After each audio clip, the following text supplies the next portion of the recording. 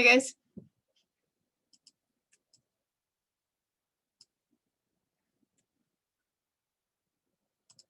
How you guys doing this morning? Pretty good. How are you? Good, thank you. Okay, we'll give it just a second. Let's see if I can get this in focus here.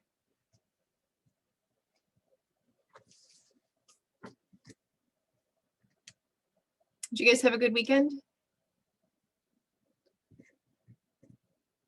Yes, thank you. How about you, Professor? Good. We survived the snow yesterday. Yeah, thankfully. All right, so we let's just take a look at our schedule. So we are coming up we've got, let's see, this week we're going to do 4.3. 4.3 is I put up 4.3, 4.4, and 4.5 for lecture examples in our class module page. I'm probably going to move 4.5 to next week. I don't know why I have it up on this week's lecture example stuff. And then let's see, so 4.3 we're going to be doing today and Wednesday. Okay, that's definitely a 2-day thing. And we'll see how we do on that. The 4.3 part 1, which is what we're going to do today, will be on the quiz on Thursday, in addition to 4.2, which is what we did last week. The other parts of 4.3, you know, it's 4.3 is a pretty complex topic, and we're going to try to spend, you know, time on it because it really kind of forms the heart of what we're trying to do. And then 4.4, we'll see how much we get to on Thursday. If we need to move that to next week, we can. And then 4.5, so there's always a question about like whether or not we include 4.5. There are 4.5 and 4.6 topics that we actually need chapter 5 to understand. So sometimes teachers will move things around and do 4.5 and 4.6 later. We may actually cover the stuff on 4.5 and 4.6 that are relevant now and then come back to it later after we've done chapter 5 and then discuss it again. So we'll see how things go. So we'll kind of keep that in mind about 4.5 and 4.6. But just to keep in mind, so you know, we have probably another couple of weeks before our midterm. Okay, so there's about 2 weeks to go before we have our first midterm. So just going to keep that in the back of your mind. Our midterm is scheduled to be on the week of the 22nd. So just make sure that that's in your mind about, you know, like that when that's coming up. Anyway, I'll remind you again as we get closer to it. And then also on the Canvas page, I'll start posting old exams and stuff so that we can go over that. But we'll have time. We'll actually spend a whole class period reviewing for the exam. The exam will be on a Thursday, and then we'll spend the previous Wednesday reviewing and answering questions and stuff. So just kind of keep that in mind. That's coming up in the next couple weeks. But, you know, we have time to cover other things. Okay, so I printed out my chapter 4.3 lecture examples. Today, I think what I'm going to do is we're going to cover most of the lecture examples, and then I'm going to skip to the end. There's a lecture example at the end that I want to be able to work through, which is lecture example 5.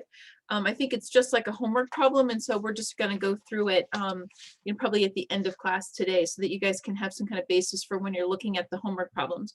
Because the homework problems are written in such a way that you kind of need to know like what's being asked in the homework question in order to answer it. So we'll go ahead and get started on chapter 4.3. It's pretty interesting stuff.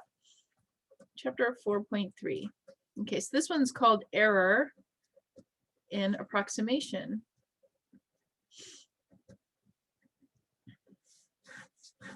Okay, so you remember how I've been talking constantly about like, well, every time we do some kind of an approximation of a function or approximation of a number or whatever, we generate an error in that approximation, right?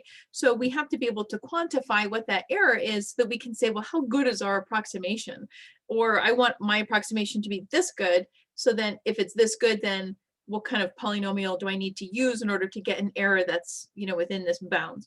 So always be thinking when we're thinking about error in approximation, I want to be thinking about like an upper bound. I want my error to be less than this number. So error itself is going to be an approximation. Okay, so now chapter 4, we kind of have to go out of our comfort zone in terms of getting an absolute number, right? Because chapter 4 is all about coming up with like an estimate. I'm going to be approximating a function with a polynomial, and that approximation is going to have an estimate of an error. I want an upper bound on what that error is going to be. Okay, so keep that in mind when we think about our errors and our approximations. It's all kind of it's going to be a little bit it's like loose, but in a tight way, if that makes sense. We're going to come up with a polynomial, but the polynomial is going to be approximation. It's going to have an upper bound on an error. So no guaranteed numbers. I'm not going to get like a number for this that's going to be a specific number. It's going to be an approximation. All right, so let's just I want to do some kind of graphical review over, like, we're doing these approximations of these functions, but what does it really look like? So let's just do a quick review with graphs of polynomial approximation.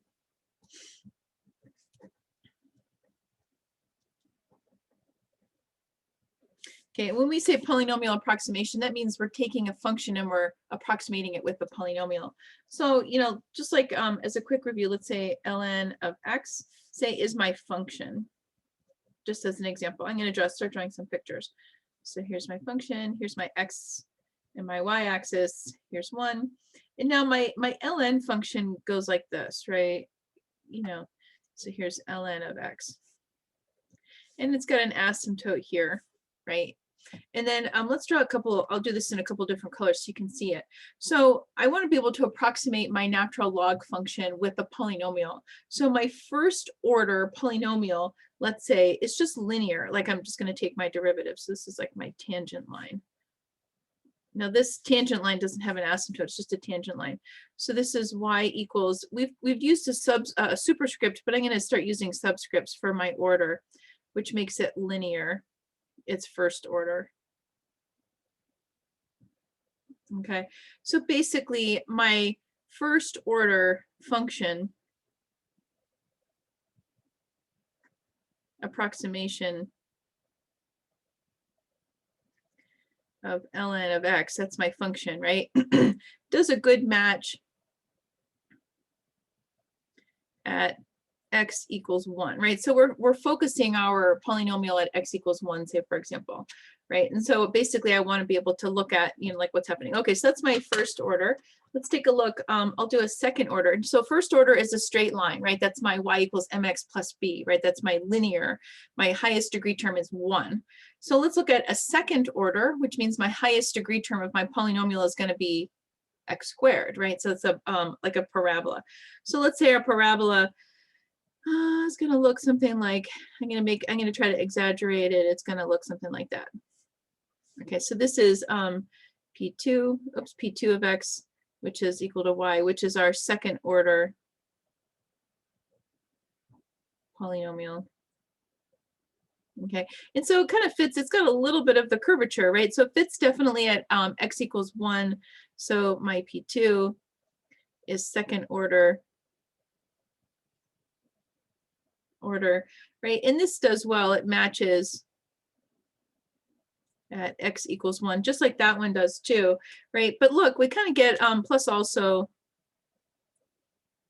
a little of the curvature, okay, of our function. I mean, like this is a parabola, so it's going to arc, right? But this, you know, we kind of get a little bit more. So my tangent line, you know, it's got like kind of a narrow window around which it sits well along my ln of x, but it really just matches at where we're focusing, right, at x equals a. So if x equals a, let's say x equals a equals 1. So we're going to focus around 1 here. That's why we keep talking about that there. Okay, so that's just an example of one graph. So let's take a look at, we'll do sine of x equals f of x, just so you can see also another example. This is, you know, obviously sine's got more curves to it than the ln of x. So we'll see how, you know, using higher order functions will change this. So I'm going to scroll that up just a little bit. Here's my x, here's my y. My sine goes right like this, and it goes on forever like that. Here's my x-axis. So this is my y equals sine of x function, and it goes on and on and on forever. I'm just trying a little bit. So let's do again our linear. We'll do like a Maclaurin, right? So this is going to be centered at x equals 0. X equals a, which is equal to 0. So I'm going to be focusing right here. So my first order, I'll say right around here, looks like that. Y equals P1. of x. This is our linear, and it matches well at x equals 0, right? At x equals a.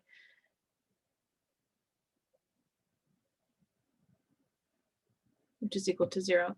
All right, so let's do this. I'm going to skip ahead to some other higher powers. I'm not going to just draw them all out like we did before. So let's say, I'll do this one. Actually, I'll do it in, I think green will show up. No, I already did green. Let's do purple. So I'll do purple for, we'll do a cubic. So cubic is going to look like, so cubic, right? So cubic is going to go y equals p3 of x. This is a cubic polynomial, right? So our highest degree term is x cubed. Let's see if I can draw this out. Like this. This is y equals p3 of x, right? So we're looking, remember, you know, cubic is going to have like an up, down, or down, up, you know, that kind of a behavior, right? So this sits well, right, at our x equals a, but it also, like, look at, we kind of fit some of the curvature here, okay? And then let's go ahead, I'm gonna scoop ahead to y equals p sub 7, so which is our 7th order. So let's do this. So I'm gonna really exaggerate this. And then, so this here, oops, let's call this y equals p sub 7 of x. This is 7th order. And I'm just showing you like maybe a zoomed in portion of it here. And the reason I'm trying to do this, right, my 7th order is a pretty good fit, right? I mean, look at, not only do I get it right at x equals a, but I match a lot of the curvature, and I'm really exaggerating this. But the point that I'm trying to drive home here is the higher our order of our polynomial, right, the better, oh, is that good?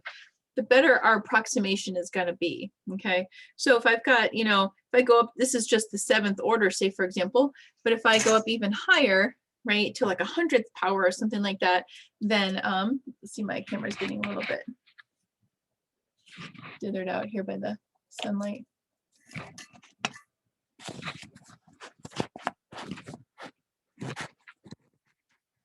Sorry. Sun's shining like right in, which is good for the paper here, but kind of maxing out my camera. Okay, so my higher order, right, on my polynomial approximation is going to make this an even better fit. So the higher order we go, like in our calculators, right, if I go up to like say 100th order polynomial, my error is going to be really small because I'm going to be able to fit this sine curve pretty far out from where I'm focusing it. Okay, so let's just write that down. We'll summarize that. So the higher the order of the polynomial approximation,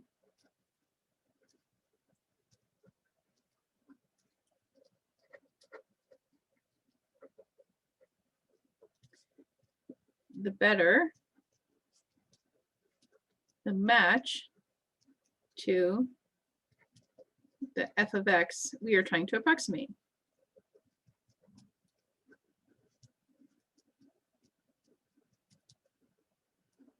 Which also means, I'll write this in parentheses, our error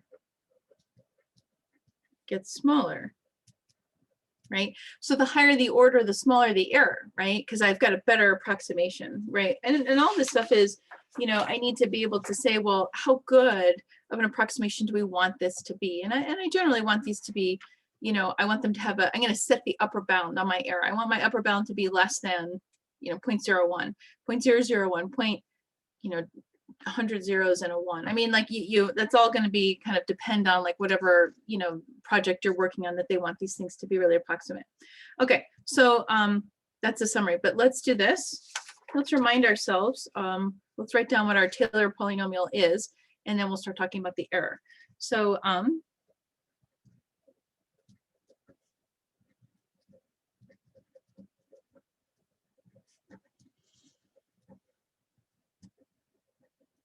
right, and we're calling this Taylor. I mean, and remember, Taylor is going to be a equals some number. The Maclaurin is when a equals 0. It's the same equation, except that a, where we're centering this, is at 0. So we could still call that a Taylor polynomial where our a equals 0, but you want to be able to recognize if you're told find the Maclaurin, that means that your a is going to be equal to 0. Okay, so p sub n now we're going to call it for our order, so we don't confuse it with all the derivatives that we're trying to take. K equals 0 to n. C sub k x minus a to the k, where our c sub k is our coefficient that's based on the function itself. This is like whatever derivative we're looking at centered at a divided by k factorial, and then k 0, 1, 2, so on and so forth. It's an integer value. Okay, I'm going to take the, remember the zeroth derivative is just the function itself, first, second, third, all these functions that we're working on, right? Ln of x, you know, e to the x, sine of x, they have an infinite number of derivatives. So we can definitely do as high an order a polynomial as we want. Okay, so let's start building our way into the concept of the error calculation. Okay, so let's talk about our remainder.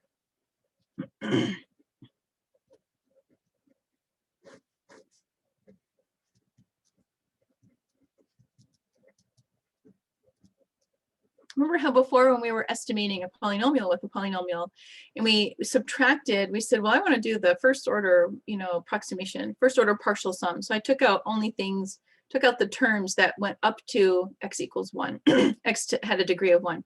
And then all the rest of it was considered part of the remainder, right? That's what was remaining after I chose the partial sum that I was looking for. So my remainder, let's write that down. So P n of x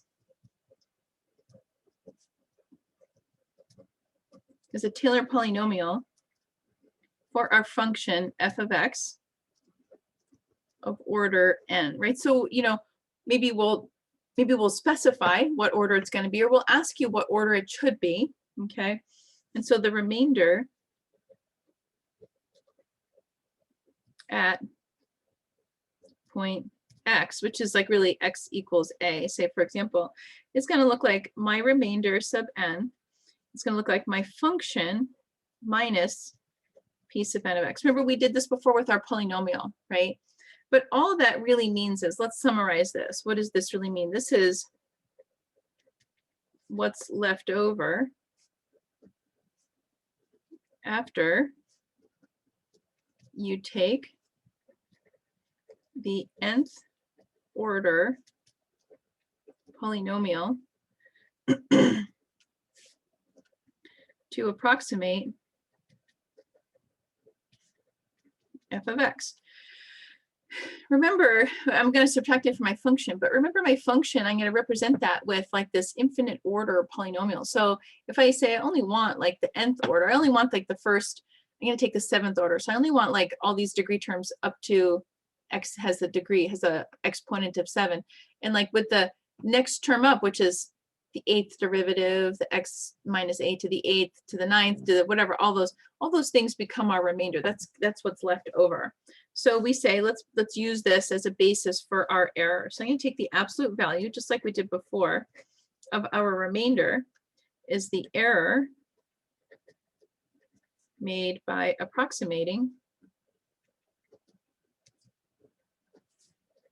f of x with our nth order polynomial, right? So this is really similar to what we did before when we were looking at like estimating a polynomial with a polynomial.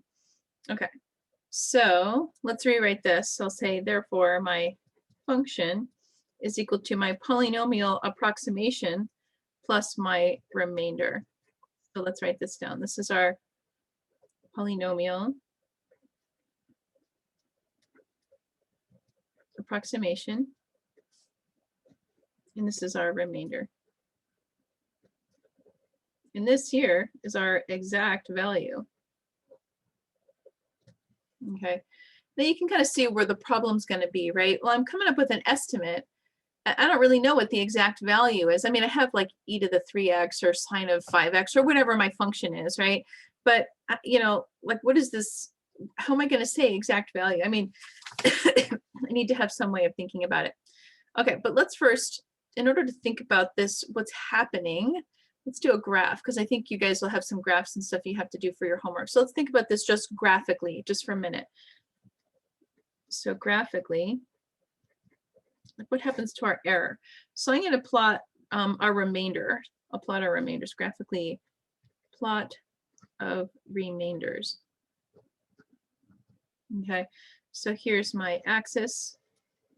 Say, for example, and this is, I did this for e to the x equals f of x. I didn't show you this original function here, but you can imagine like what it would look like, how close my approximation is to my function. Okay, so let's do this. So here is, and there. So this is y equals r naught of x. Okay, so this is a remainder based on my e to the x. So the e to the x function is going to go like this, right? And so what I have left over is, this is what happens like everything else. You know, this is my approximation essentially, right? So it's only going to be looking good right about there. So let's do, and don't worry, this is just like a graphical estimate, just to kind of give you an imagination of what's happening. So my first order is going to look like this. Y equals R1 of X. So remember, my first order remainder, this is a remainder now. So my first order remainder has a degree term that starts with an x squared, right? Because my first order polynomial is x to the 1. So what comes after that is x squared, x cubed, x whatever. So this is what's left over when I use x to the 1 as an approximation for my e to the x. Let's do, actually, we'll do this one. So in purple. So now we're going to start getting smaller. So this one's going to look like,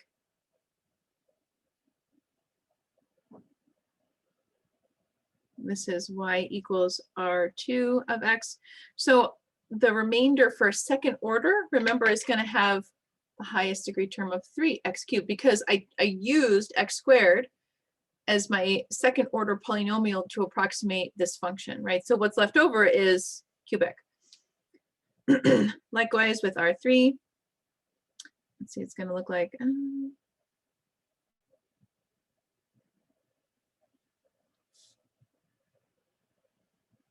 these are all just like estimated, you know, functions. I'm not trying to win an award here for, you know, graphing excellence on this, but it's just to kind of give you an example. So R3, right? R3 is our red line. So because remember, if I use a third order polynomial to approximate my function, what's left over is a fourth order. Okay. So, but what we're seeing, what I want you to take home is, remember, this is like e to the x goes like this, right? So what we're taking home here is, this is a pretty big error between that and like my e to the x function.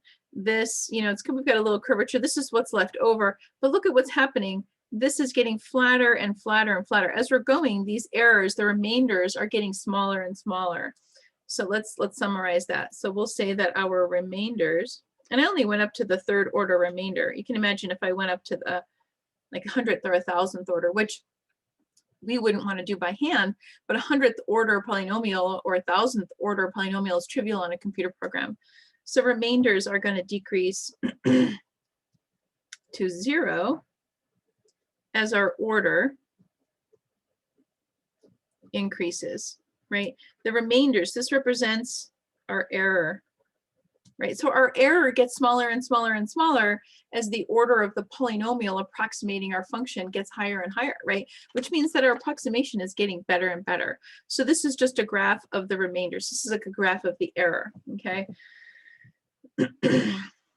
This is also, we're centering this, right? So if this function is centered, let's say the function and the polynomial were centered at x equals 0, say for example, right? You can see how things are getting flat right around 0. But my approximation, right, if I go farther away from where I've centered it, my error is going to start to increase again. So let's write that down too. So I'll say remainders will increase as we move away from x equals a, where we are centering the polynomial. We kind of did that a little bit last week, right? Where we said, okay, we're going to do this, we're going to do a sign approximation, you approximate it with a polynomial. And we did first the Taylor, where we focused it at pi over 2. So we did an approximation of sine of 1.5. 1.5 is close to pi over 2, right? And then we said, okay, let's take a look at, we'll do a Maclaurin, which is centered at 0. So we did a Maclaurin for sine, and then we looked at sine of some number close to 0, right? Then we said, okay, let's look at some number close to pi over 2. but we're going to use the polynomial that's centered at 0. And then it was in the right ballpark, but the error was much, much bigger, right? So that's the whole point here, is that the remainders decrease to 0 as the order increases. So as I'm focusing right here at x equals 0, my remainders, like this red line, is really flat, right? Which means that my remainder is getting really, really small right around 0 where I focused it. But look, as I move away from 0, my remainders start to get big again, okay? So that's the whole point. Like, you need to be able to focus your polynomial where you want to get the answer, okay? So let you guys finish writing that, and then we'll turn the page.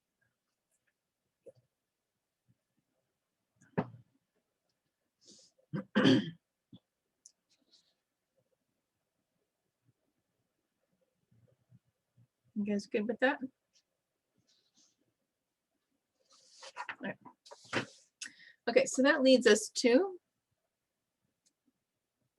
what's called the, this is a theorem that's going to describe how we quantify the error. Is that in focus? It doesn't quite look really crisp.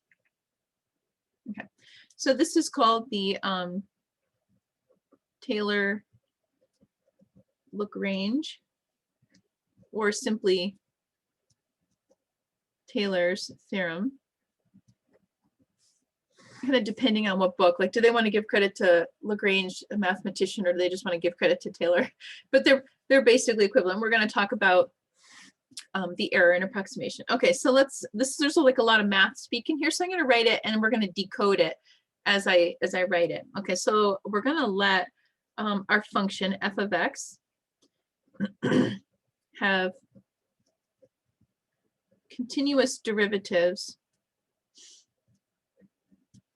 Basically, our function that we're approximating is going to have, like a near infinite number of derivatives. All these functions are special, right? They like our e to the x, ln, trig functions, they have near infinite derivatives. Okay, but we're going to say we're going to have continuous derivatives up to f of n plus 1, right? So if I'm looking at the nth order, I want to know I can get the next derivative up from my nth order. So I want to do an nth order polynomial, but to do the error calculation, I need the next derivative up from that. So I need to have at least n plus 1 derivatives is what we're talking about. We're going to do this on an open interval, which contains where we're centering it, a, our centered value,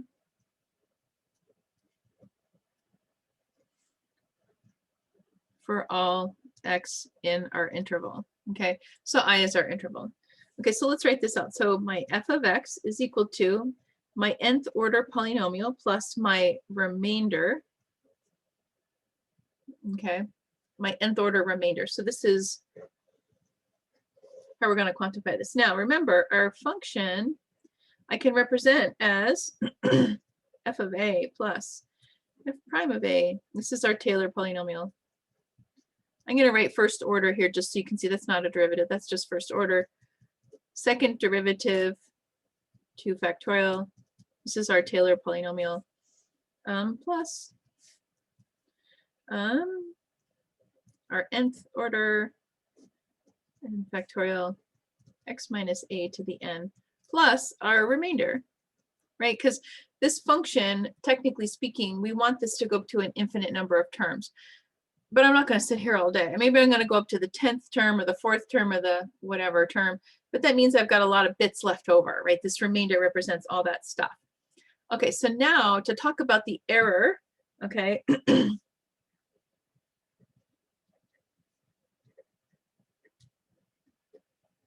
So to talk about the error that's going to happen with our remainder, okay, we need to start thinking about a value that we'll call z. It's a value, and z is an approximate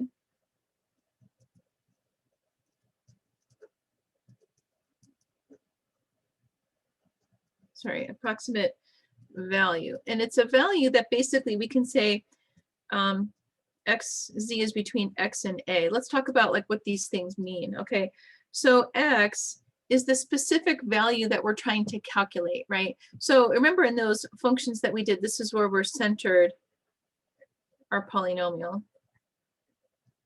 So I center my polynomial at pi over 2, but then I'm looking at values of sine of 1.5. X is equal to 1.5. Okay, so this is the specific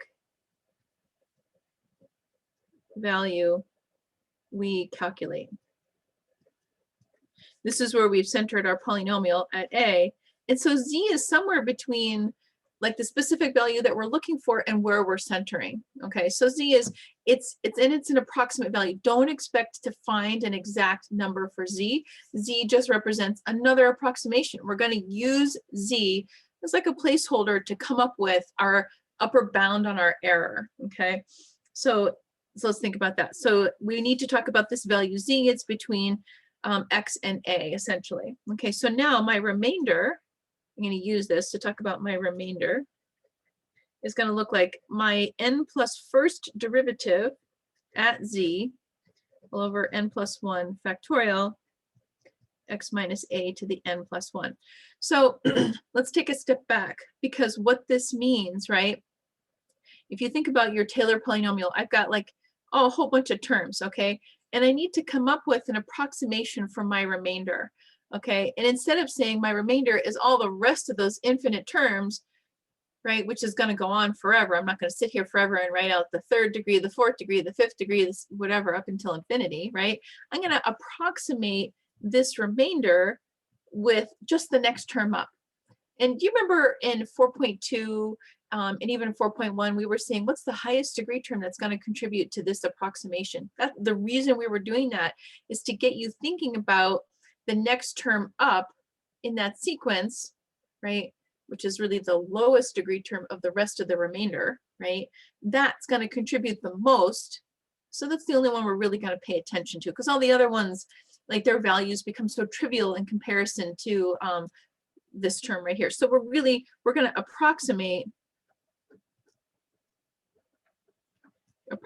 our r sub n of x with just the next term up from n, which is why we're looking at n plus 1. Okay, so we're looking at n plus 1, right? So if I have a third degree polynomial, my third degree remainder, I'm going to approximate with the fourth degree term, okay, which is based on my fourth derivative divided by 4 factorial x minus a to the fourth power. And then Z is just some number that I'm going to come up with an approximation for to help me kind of think about that. It gets all kind of hand wavy, right? Because we're like Z is an approximation, our R is an approximation, our polynomial is an approximation, you know, so it gets hard to nail down a value, but start expanding your mind to move away from, I've got this specific value that I'm looking for, and I'm just kind of coming up with approximations. I've got an upper bound. I don't want my error to be any bigger than this. I want it to be less than that. So start to kind of think about this whole stuff as being an approximation. Okay, so let's keep quantifying our remainder. So remember, our error is the absolute value of our remainder. So let's start writing that down. So I'm going to say my remainder has to be less than or equal to, I'm going to start fiddling with this, x minus a n plus 1, because I'm taking the absolute value. So I'm going to take the absolute value here, all over n plus 1 factorial, times the max of f of n plus 1 of z. Okay, now this actually here is your error calculation. This is your error. And this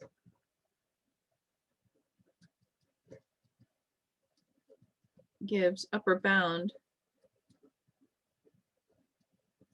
on the error. And what do I mean by max? Let's talk about that. So if I say max f of absolute value of my n plus first derivative of my function evaluated at z, right? So this is, it's just going to be very function specific. So if I've got a trig function, I have to look at my amplitude, right? So what's the maximum amplitude that I can get within this range of values here, okay? If it's like an e to the x function, I have to do some fiddling with it. We're going to talk about e to the x, it's a special case. If I've got like rational functions, if I've got other kinds of things, you know, it's kind of function specific. So the homework problems on this stuff we're actually going to go over in detail, because they're really important to understand like what it is that's being asked. We're actually going to work through a problem. So this here talks about take our n plus first derivative and come up with and use z to make an approximation of a maximum value. It'll make sense as we do examples. Okay, I know it's really confusing, right? But this here, you're given the n we're either solving for or we're given it, okay? It'll make sense as we do it. This part, you've been doing derivatives of your function for a while. That's why I said let's go a couple beyond what we need to do. And then z is going to be some approximation value. And we're going to talk about how do I know what numbers to plug in for z to come up with a number. We're going to talk about how we evaluate that. This is absolute value. This is absolute value. So the number we get here is going to be a magnitude. Okay, so think about that. Okay. All right, so let me write down, I'll let you guys finish writing that and then we'll write down some summary statements.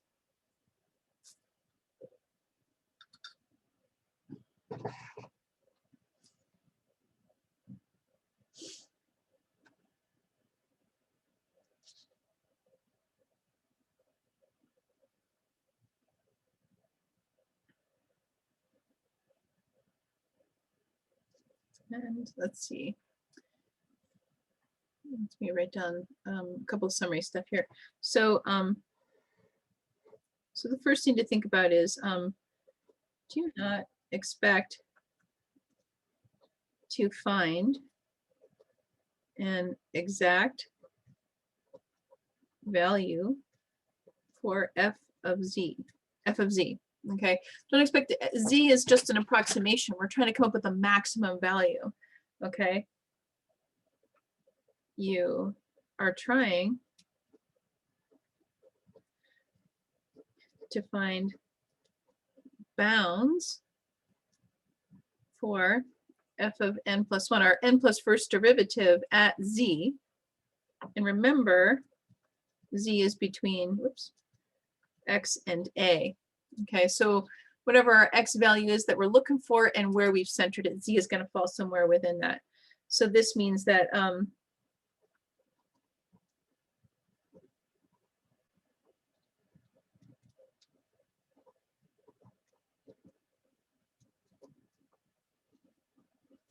sorry, you can't see that. Okay, so don't expect to find an exact value for f of z. F of z is going to be an approximation. Okay, we're trying to find the bounds for our n plus first derivative evaluated at z, but z is an approximation. So I'm coming up with, I'm going to make approximations. And as long as you state your assumptions when you're doing these problems, you're going to be fine. But you have to state your assumptions on all of these things because you know, on some of these problems, there are going to be many right answers, but you have to state your assumptions so that we can understand that you understand what you're doing and then give you credit for it. I'll tell you what I mean when we work through these kinds of problems, what we're looking for. So don't sweat that. When we get to it, I'll show you. So from this, you're going to be able to tell how large the R sub n is. Okay.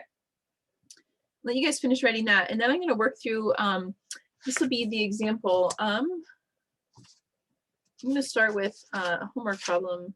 This is example 5. Yeah.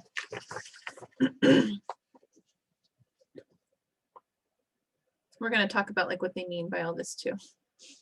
Okay, because the homework problems can get kind of wordy. Actually, let me, while we're doing this, let me actually get out the specific homework so I can show you what it means and we're going to decode it. Because some of what they're, some of what they're doing in the homework is understanding just like exactly what's being asked. Let me see if I can find my the exact words. Okay.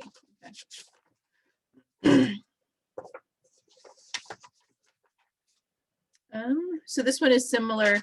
This is, I think I took it from one of the homework problems, but it's really similar to question 3, although I think I did a sign instead. I think I did a cosine instead of a sign, but it's you can extrapolate this to some of the other ones.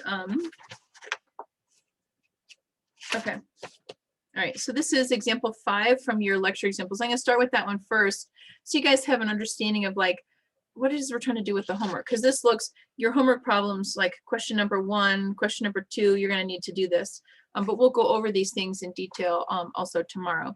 Okay, so the first part says you've got this function. This says, sorry, f of x equals, we're working with cosine of 3x.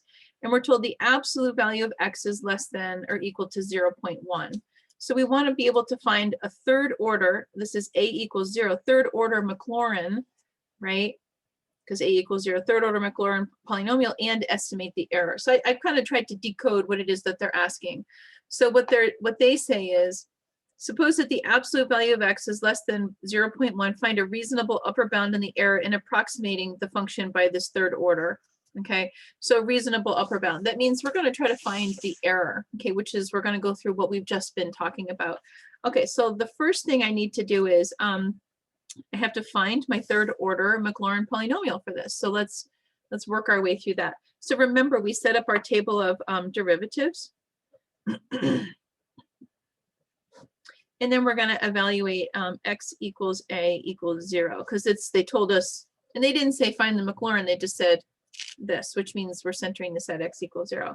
So my function itself is cosine of 3x. My function evaluated at 0 is cosine of 3 times 0, which is 0. Cosine of 0 is equal to 1, right? So this one, my first derivative is going to be, right, watch what happens. So the cosine, you can think about this as a u substitution problem, where my u is equal to 3x, my du is equal to 3. Okay, so I'm going to be accumulating 3's, multiples of 3's, as I'm taking all these derivatives. Okay, cosine of u is equal to minus the sign, and then I substitute it back in, I get minus 3 sine of 3x, right? My first derivative evaluated at 0, minus 3 sine of 3 times 0 is equal to 0. Second derivative is equal to, watch, what I'm going to do is this. I've got the minus 1 there. When I take the derivative of sine, I get cosine. Okay, I have a 3 from before. I have a 3 that I'm accumulating from this derivative, and then I'm going to get 3x. It's going to be minus, this is going to be 3 squared, right? Cosine of 3 times 0, which is equal to minus 3 squared. Okay, so we're going to start accumulating numbers now. Okay, and then I'm going to take my third derivative. So I've got the minus from before. Okay, then I have the 3 times 3 times, remember, I've got the 3 that's coming out, and then I have the minus from taking the derivative of the cosine, and I'm going to get the sine of 3x. Let's clean this up. So this minus times minus makes it a positive. 3 times 3 times 3 is 3 cubed. Sine of 3x. I'm going to start doing this, watch, because I want to start building up a pattern. Second derivative, I have 3 squared. Third derivative, I have 3 cubed. You kind of get an idea what's going to happen with the fourth derivative, okay? So let's, we'll just evaluate it while we're here. It's going to be 3 cubed. Sine of 3 times 0 is equal to 0.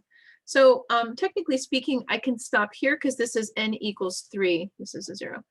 N equals 3, right? They told me third order, but I know with the error, I need n plus 1. So I'm going to take my fourth derivative. Okay, so I'm doing sine. So this is my function. So I've got 3 to the 4th, right? Because I have 3 times 3 times 3. I have my extra 3 that comes from my chain rule, and then I'm going to cosine of 3x. Okay, so, and we'll just do this out. Up to the 4th of 0 equals 3 to the 4th cosine of 3 times 0 equals 3 to the 4th. So these give us our coefficients for our Taylor polynomial. Okay, so now I need to be able to think about that. So they, yes, we want to find this Taylor here. So let's do this. Let's come up with our Taylor first. They want the third order Taylor. So find, or for third order Maclaurin, really. So let's remember, so I've got our function evaluated at a plus f prime, we'll start plugging in 0, x plus 2 factorial x squared plus f. They want a third order, so I'm only going to go out to here, 3 factorial x cubed. Okay, so let's plug things in. So my function, I'm going to write this as a 0. So my function evaluated at 0 is a 1 plus my first derivative, right? My coefficient here is a 0 times x. my second derivative is minus 3 squared all over 2 factorial x squared, plus my third derivative, right? Here my coefficient comes out to be 0 over 3 factorial x to the cube. So let's write this out. So my third order Taylor polynomial has highest degree term of 2 because my coefficient for the third derivative is equal to 0. It's fine, it's going to happen. It's going to be dependent on whatever function you're working with. So 1 minus 3 squared all over 2 factorial x squared. So that's my third order Maclaurin polynomial for the cosine of 3x. Okay. And I know I could make this, 9 over 2, whatever. Just leave it like this. You don't have to simplify it, make it look nice. Okay, so now we have to come up with our error.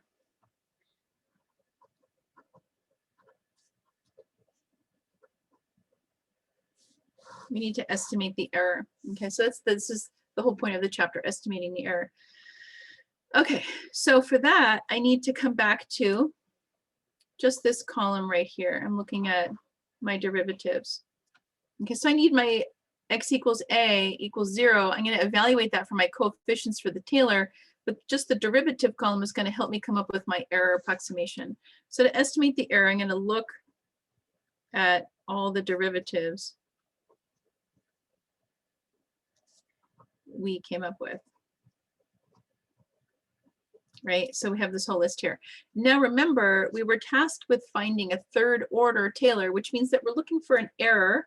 That's a third order error, which means I need my fourth derivative to approximate that. Okay, so let's write all this down. So since we were asked to find, right, we need a third order error, which is, let's just write that down, third order error, which means we need our f of n plus 1 evaluated at z, right? So we need our fourth derivative to help us come up with our third order. So n equals 3. So that means we're looking at f to the fourth at z. That's a z. Okay, to help us approximate this error.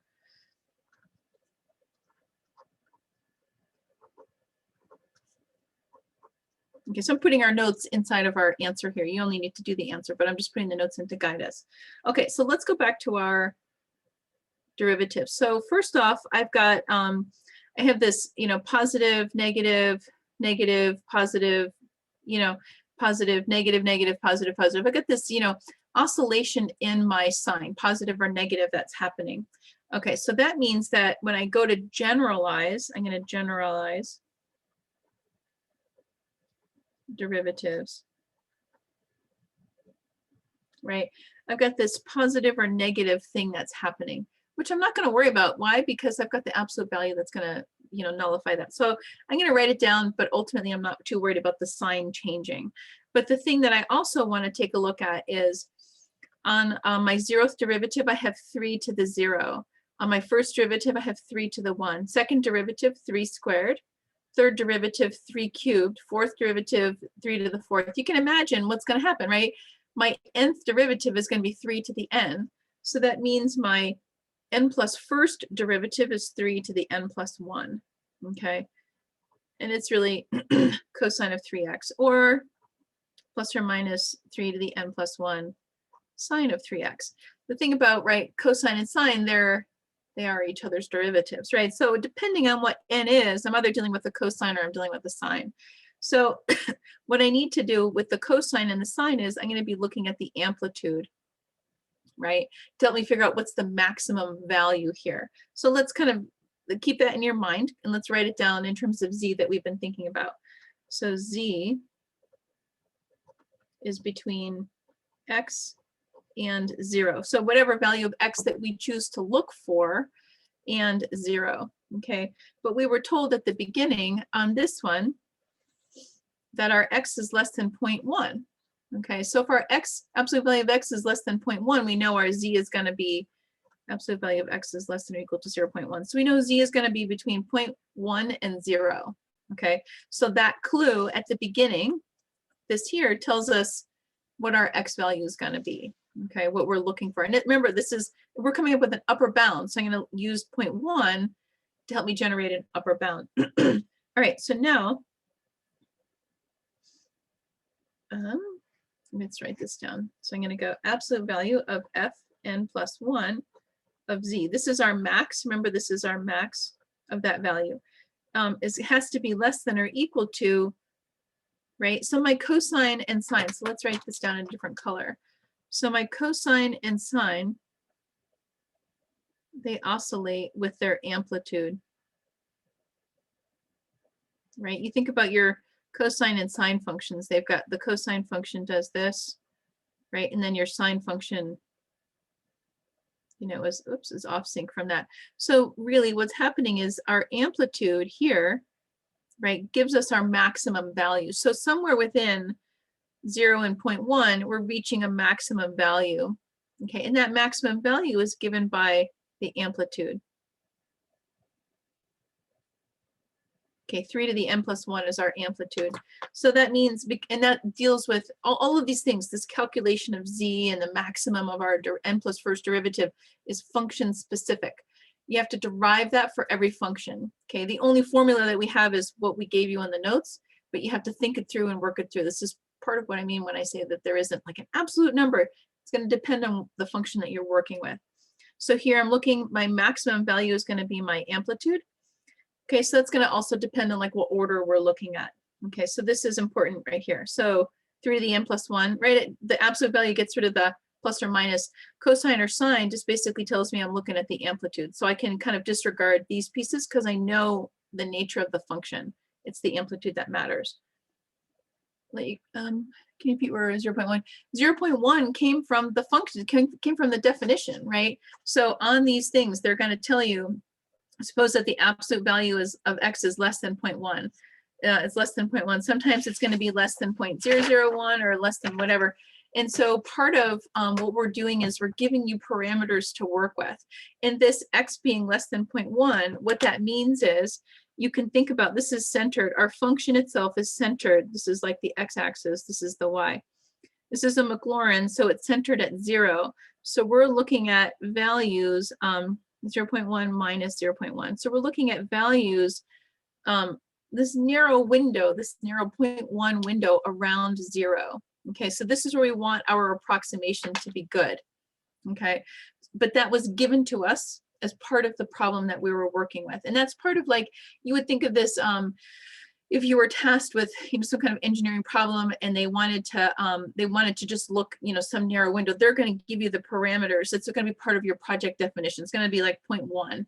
We want to look at, some window around this. What's our error if we look at this? So if I make that window even smaller, my error will probably go down even further, right? Because remember we said, as we are looking, as our focus becomes zeroed in on where we're centered, our error decreases, right? So we're trying to keep this window around which we're looking for values, right, to be as small as possible to reduce our error. So this is our first step here, is finding this max value. So I'm going to now turn the page. We're going to keep going. This is still part A, but it seems like it's taking a long time, and these problems do take a long time, but I'm also talking it through. Okay, so this is part A continued.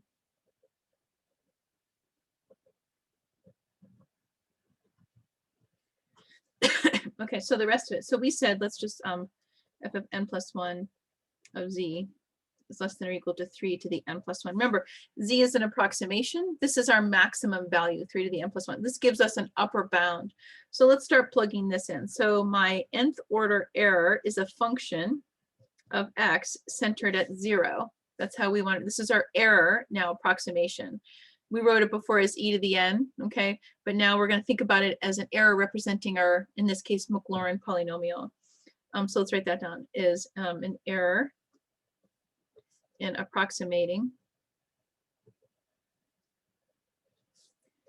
f of x by our Taylor, in this case Maclaurin, and it satisfies this equation. So I've got e to the n is equal to absolute value of our remainder, oops, sorry, Fn, we're centering it here, which is going to equal to, right? This is what the formula that we had before, our absolute value of Fn plus 1 of z. Sorry, that's a z. N plus 1 factorial, x to the n plus 1. I would say x minus a, but a is equal to 0.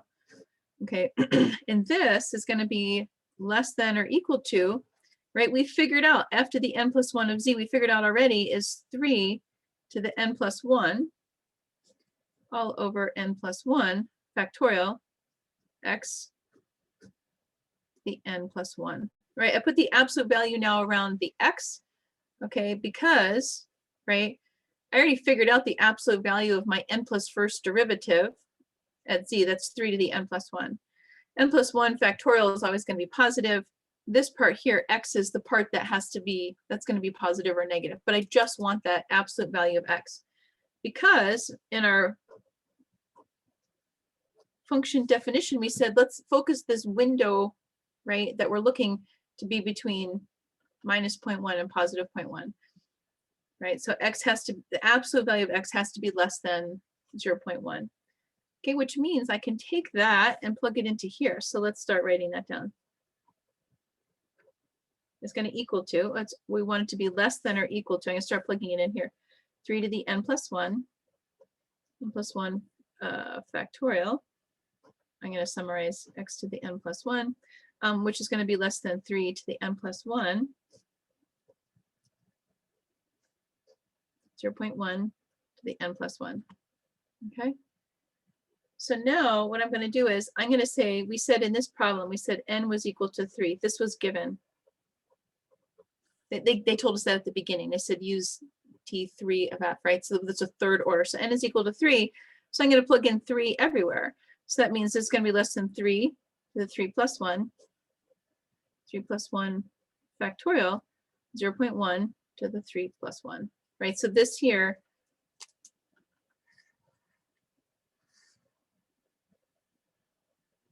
right, it goes into here, which becomes 0.1 to the n plus 1. We need that 0.1. We need some kind of parameter to work with. Okay, so now I can do this out on my calculator. So this is 3 to the 4th all over 4 factorial, 0.1 to the 4. I just do that out on my calculator, and I got, that meant that my error was going to be less than or equal to 0.1233375. So my upper bound, well, right, reasonable upper bound on the error for third degree Maclaurin polynomial for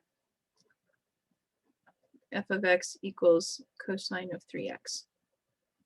Okay, so this was the error. That's part A. And I really wanted to belabor it because it's an important point. I'll let you guys finish writing that and then we'll talk about part B.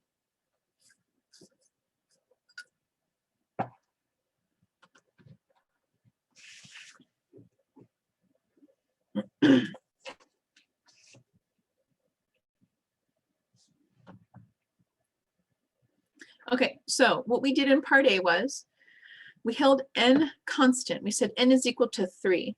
And we gave you a window of x. We want x to be less than or equal to 0.1. Okay, absolute value of x to be less than or equal to 0.1. We told you where it was centered. Okay, so that's part A. We're fixing n. We're fixing the window around which we're going to look. And then we're looking for the error. Okay, now part B says, okay, right, so here on our homework, it says, suppose that the absolute value of x is less than 0.1. What this means is I can use all the stuff that I got in part A. We're same parameters. I don't have to rederive my error. What's the smallest n needed to make the error less than or equal to 0.00001, right? So the error that we found was 0.00003. And now we're going to make it even tighter. So I need to know, do I need to increase my order in order to make my error smaller? So let's write that down. So what's the smallest n? So I'm solving for n now. Okay, given the error. Given the error, solve for n. Okay, so I'm going to write down my equation for the error again. 3 to the n plus 1. n plus 1 factorial, 0.1 to the n plus 1, right? So this is the 0.1 that we did before, okay? So from part A,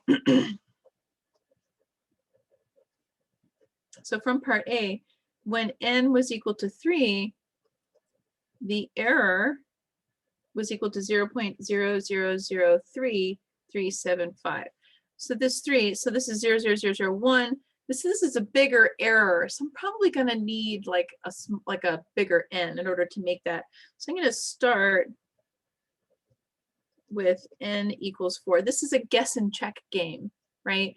Where it's like I have to find the biggest value of n without going so hog wild, right, on my error. I have to find the next biggest value of n that's going to satisfy this error. So I'm going to start with n equals 4.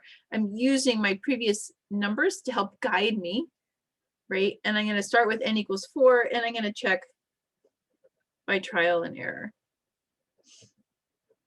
to find the error less than 0.001. So watch, I go, so if n equals 4, I'm going to go 3 to the 4 plus 1. I'm using this formula, 4 plus 1 factorial, 0.1 to the 4 plus 1.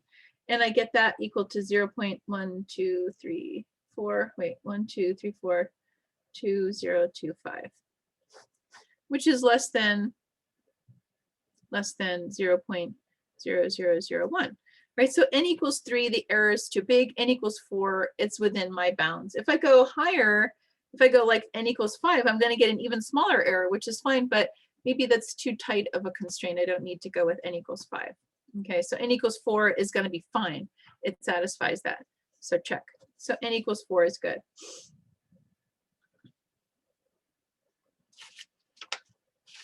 Okay, and then we'll do part D really quick, which is our delta.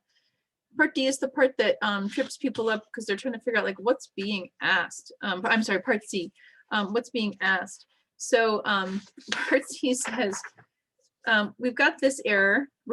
I'm going to tell you what the error is. I'm telling you what the order is.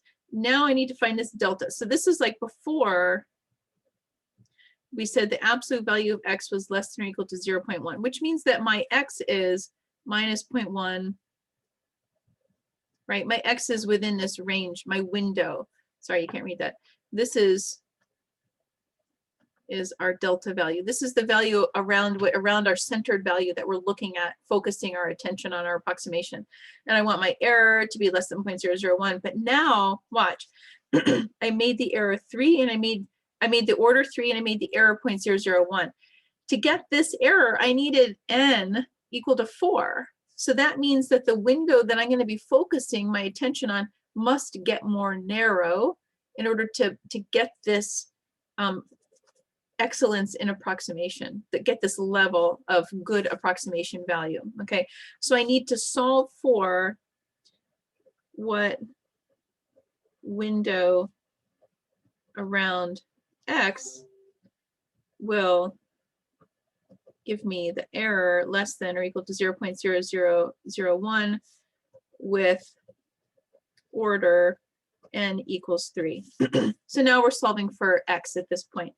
So this is solve for the absolute value of x. So I'm going to set this up. So my third order error is equal to 3 to the 4th all over 4 factorial. Remember, it's n plus 1. Absolute value of x to the 4th is less than or equal to 0.0001. That's my error, right? So now I'm going to solve for x. Right here. Right, so now it's just a lot of algebra.